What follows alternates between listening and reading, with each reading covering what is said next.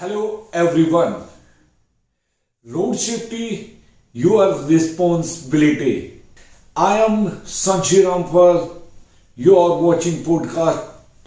Today I talk about something that affects each one of us, road safety. Every day thousands of people step onto the roads with dreams in their hearts, but suddenly men don't make it back home. Why? Because of carelessness, ignorance, and lack for responsibility. But the good news is we can change this. Road safety is not just a rule; it is a responsibility. It is about valuing your life and the lives of others. A small mistake, jumping, a single over speeding, and not wearing a helmet can lead to lifelong regret. Ask yourself, is reaching 5 minutes early worth risking your life? Let us learn from the great Dr. Kiran Bedi, India's first woman IPS officer. She enforced the road safety with discipline and restrict action, but she did not just impose rules. She led by example. She showed that road safety is not about fear but about care, awareness, and responsibility. Simple step to save lives: wear a helmet and seat belt. Those are not just accessories, they are lifesavers. Follow traffic rules. Red means stop, green means go. It's that simple. Avoid overspeeding and race driving. You are not in a race, you are on a journey. Don't drink and drive. One wrong decision can destroy many lives. Educate others. Change begins with you. Be the change you want to see on the roads. Respect traffic rules. Be responsible and inspire others to do the same. Let us make our roads suffer one responsible decision at a time. Your safety is in your hands. Choose life, choose safety. Thank you. Stay safe and drive responsible. I congratulate our Chief Secretary, our Secretary Transport, our Director Transport, our DGP, and all other colleagues for successfully organizing a whole very intensive road safety week. Let's all clap and thank them. In my view, road safety or road usage reflects the character. It reflects the character of that place. Two things reflect the character of a place. One is the road surface, second is the road user. Let me come to the road surface. The governance and administration is the better will the road be. Why? Because the road construction would be of higher quality. We spend a lot of money on the road construction, but what actually is spent on the road construction is reflected or goes into the road construction is reflected on the quality of the road. And if you go from state to state, place to place, the road quality of the road varies. It varies. You see the highway, you see the state highway, you see the road here, and you see a village road. The element of integrity is reflected in the road. And there's a lot of road safety attached to it. If the quality of the road engineering is good, there will be better road safety. But if the quality of the road is bad, it will impact on the road safety. So therefore, roads are reflective of the quality of the administration of a place.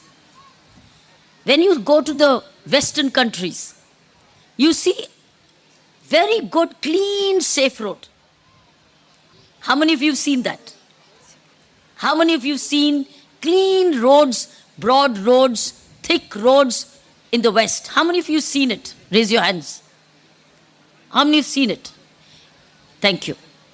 It reflects the seriousness in which they spend on the road, and also the way the Public Works Department or the road engineering spends on it. They do not compromise on it. They don't make money out of the road. Here, the biggest money making is coming out of road construction. And that is why road safety is compromised. Road safety, road construction is a very big source of revenue to people who would like to use the fund, or let's say abuse the fund.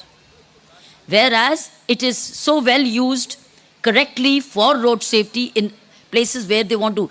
You see a good highway, it means all that money has gone into that road. So road safety and road construction is interlinked. Road engineering, called the 3 E's. 3 E's of road safety is, first of all, is engineering. If the engineering is good, there's road safety. But if the engineering is defective, you see sudden break. So therefore, if we have to observe, if we have to achieve road safety, engineering, road engineering is very, very vital. The second E along with it, like for instance, if you're going straight to the road and there are cuts in the road all the time, the cuts. You have a road and there's a cut. You have a road, there's a cut. But if there is no cut and you go on and there's a very good engineering roundabout to come back, it reduces accidents. Whereas if you have a road and the cuts and the cuts and the cuts, and you suddenly in between come, you will have lot of fatal accidents. So road engineering, road safety is not only dependent on the police regulation, it is a lot dependent on road engineering, for which we don't have engineers sitting here. You only have law enforcers here, managers here, but not engineers here. So road engineering has to be very vital part of road safety. It's like a double carriageway. When you drive, and if you have 2 roads coming, and if there is a central verge, you prevent accidents. But if you have no central verge, only one road going, one road, no central verge, the beams of the lights coming from the other side and my beams going on the other side has a blinding effect. You have lots of road accidents. Am I right? Am I right? So main point here is, even if you are a safe person, your road engineering is defective, it will lead to road accidents. So therefore, of no fault of the driver sometimes, you have real safety issues because of engineering. And I don't think, the point here is we've never worked together as road engineers, road educator, and road enforcer. So the second thing is education. The second E of road safety is education. First is engineering, E for engineering, E for, what did I say? Education. Education is very occasionally a part of road safety. But if it is an intensive part of our growth in our schools, in our colleges, then road education. What is education? But if you don't have a zebra crossing, where do you cross from? You get your driving license very weakly. Where is the road education about? So licensing policy and road education again go hand in hand. How seriousness. In the West, it is impossible almost to get a driving license. Here, it is so easily available that we can get quickly a license, and sometimes we can have more than one license. So our licensing policy and road safety is so interlinked in road safety. And the third E is enforcement. So 3 E's define road safety. One is engineering, second is education, and the third is enforcement. In the enforcement, traffic police management, traffic management is restricted to only regulation. It's not on a tight enforcement. We must raise the fear of, first of all, regulation. Second is enforcement. We must fine hugely in such a way that he does not do it again. But we are not afraid.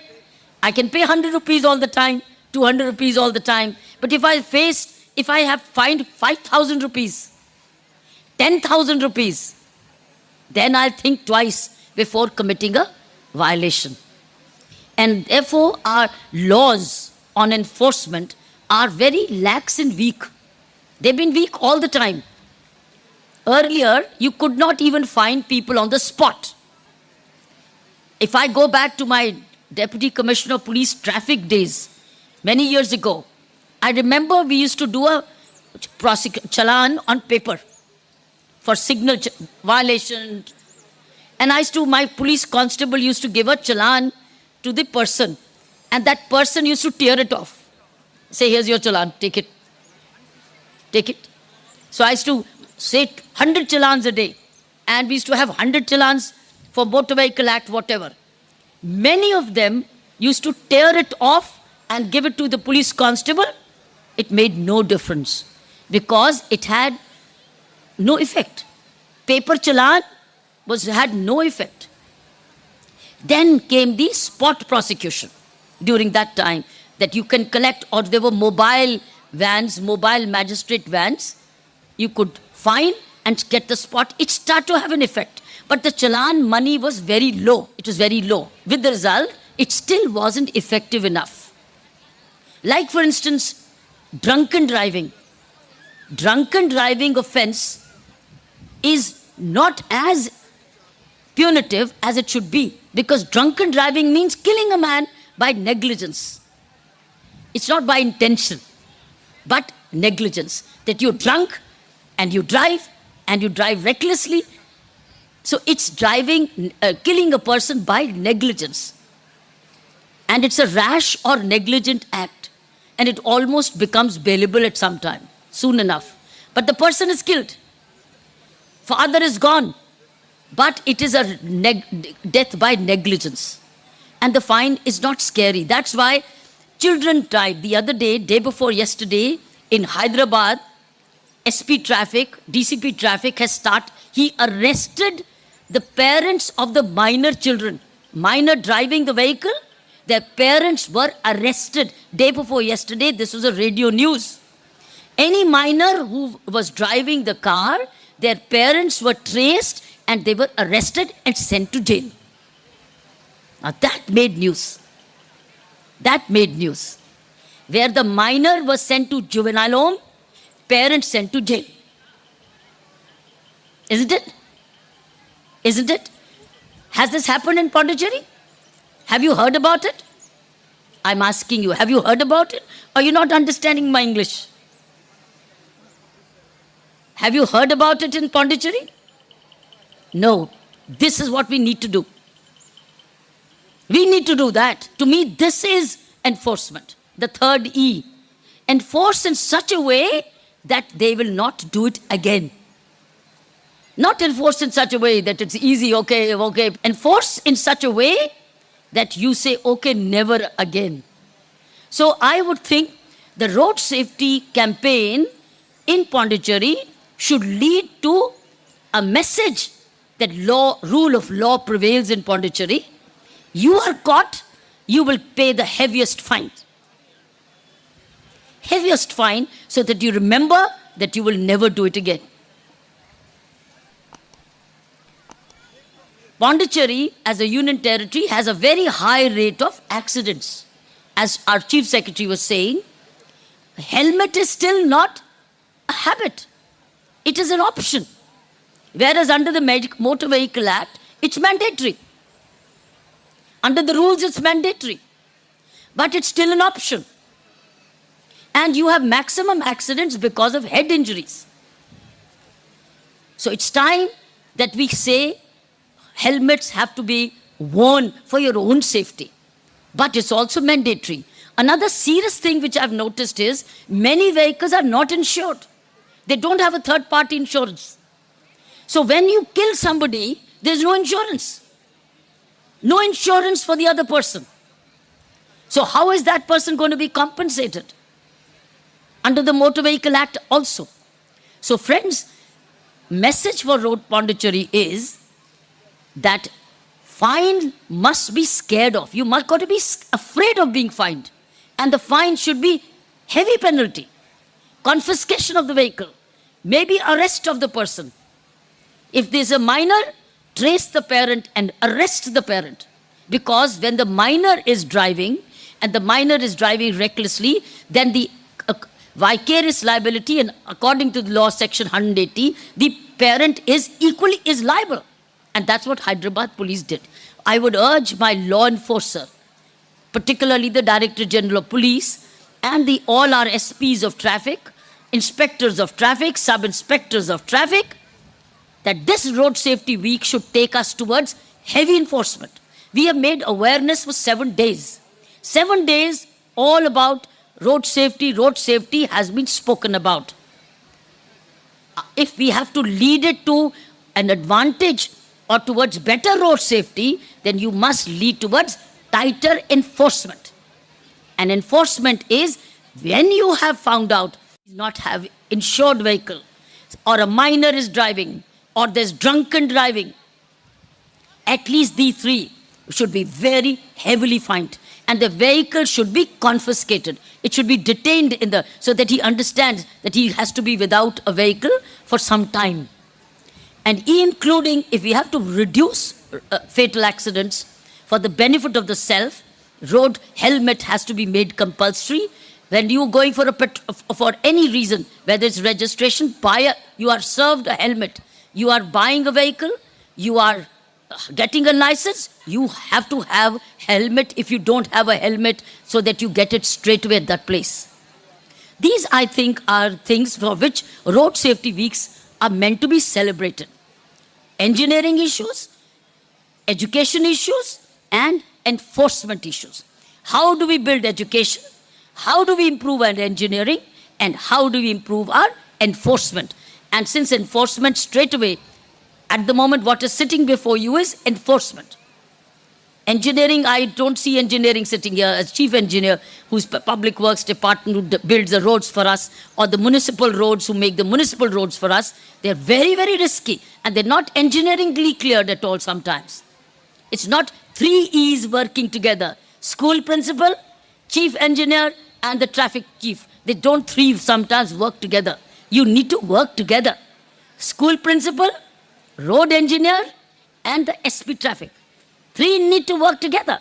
Unless the 3 E's work together, there is no road safety. So I would hope that what hope? We'll make sure. Why hope? We'll make sure that our officers down the line, the inspectors of traffic, who are very active these days, our policemen who are on the job, our camera, technology use, catching them by the number and then sending them the fine, is further strengthened and reinforced in the coming days. It is already very well on ground, but I think we can do even more from the enforcement point of view, particularly on the minors driving, triple riding. Take the vehicle to the police station, call the parents of these triple riders, don't give the vehicle for the next 2 days, you see the change. You have to be tough on enforcement. How many times will you keep requesting? Nobody gives you anything by request. Nobody pays a tax on request. Nobody cleans up the villages on request. Nobody does on request, don't work anymore. It has to be tight on enforcement, even if it hurts, even if it pinches you. Nobody voluntarily obeys the law. Nobody voluntarily parks properly. It's not a habit.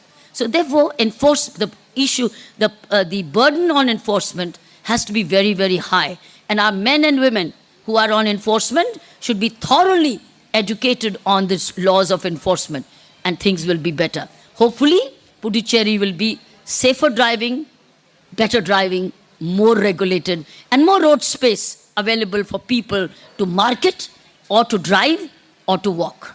Thank you very much.